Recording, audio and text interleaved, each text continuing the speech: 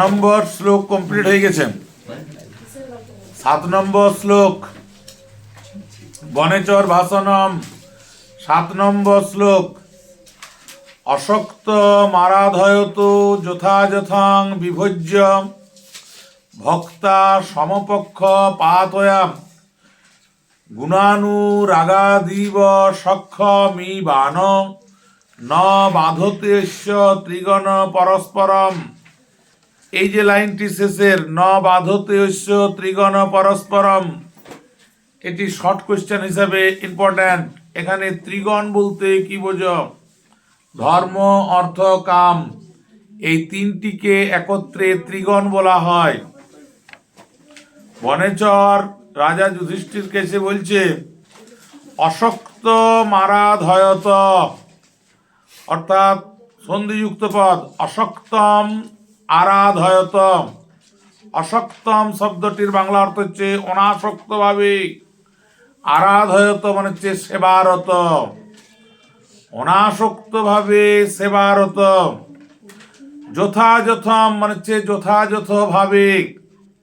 বিভজ্য ব্যুৎপত্তিযুক্ত পদ, বি পূর্বক ভজ যুক্ত ল্যাপ সমান বিভজ্য মানে হচ্ছে বিবেচনা করে। ভক্তা মানে হচ্ছে ভক্তির সঙ্গে বা শ্রদ্ধার সঙ্গে। ভজ যুক্ত তিং সমান হয় ভক্তি, তার তৃতীয়ার এক বচনে হয় ভক্তা, মানে হচ্ছে ভক্তির সঙ্গে বলা যাবে বা শ্রদ্ধার সঙ্গে। সমপক্ষপাতয়া মানে হচ্ছে পক্ষপাত শূন্য হয়ে। তাহলে প্রথম নম্বর লাইনটি কি?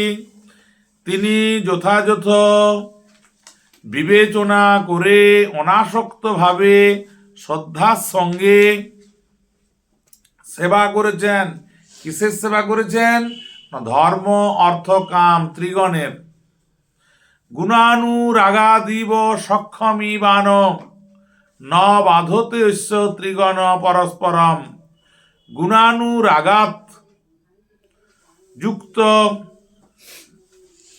ইব সমান হচ্ছে গুণানুরাগাদিব, গুণের প্রতি অনুরাগ বশত। সক্ষম ইবান, সক্ষম যুক্ত ইবান, সক্ষম মানে হচ্ছে বন্ধুত্ব, ইবান যেন প্রাপ্ত হয়ে, ন মানে হচ্ছে না, বাধতে ঐশ্য মানে হচ্ছে বাধা দেয়, যেন বাধা দেয় না।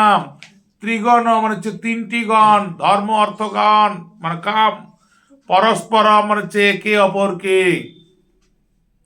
তাহলে গুণের প্রতি অনুরাগ বশত হয়ে ত্রিবর্গ মানে ধর্ম, অর্থ, কাম যেন বন্ধুত্ব প্রাপ্ত হয়ে একে অপরের প্রতি বাধা দেয় না বা বাধা দিচ্ছে না। এটি হচ্ছে 7 নম্বর শ্লোকের বঙ্গানুবাদ।